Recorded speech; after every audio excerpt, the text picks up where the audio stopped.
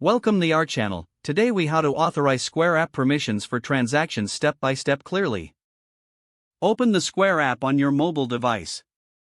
Sign into your account using your registered email and password.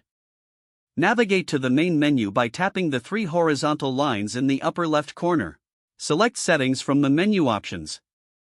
In the Settings menu, locate and tap on Permissions. Review the list of permissions required for tap on Authorize permissions to proceed.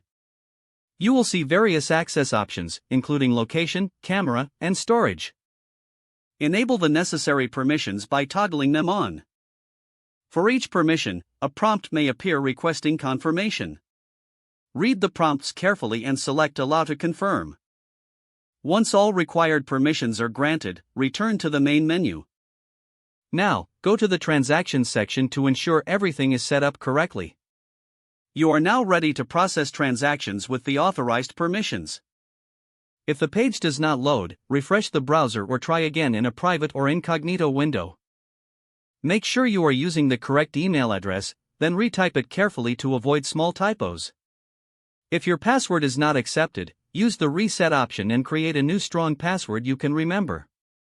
Check your spam folder for verification or security emails, then complete any requested confirmation steps. Enable two-factor authentication if available to improve account security and reduce unauthorized access risk. After signing in, review your profile details so your contact information and settings are accurate and current.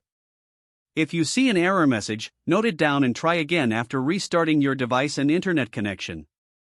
Log out when you finish, especially on shared devices, to keep your account and payment information secure.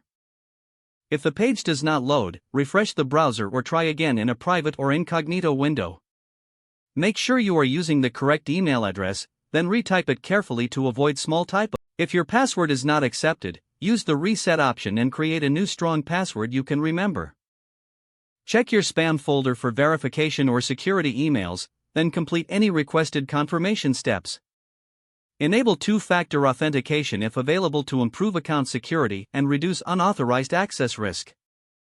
After signing in, review your profile details so your contact information and settings are accurate. If you see an error message, note it down and try again after restarting your device and internet connection. Don't forget to like this video and subscribe to our channel for more step-by-step tech guides.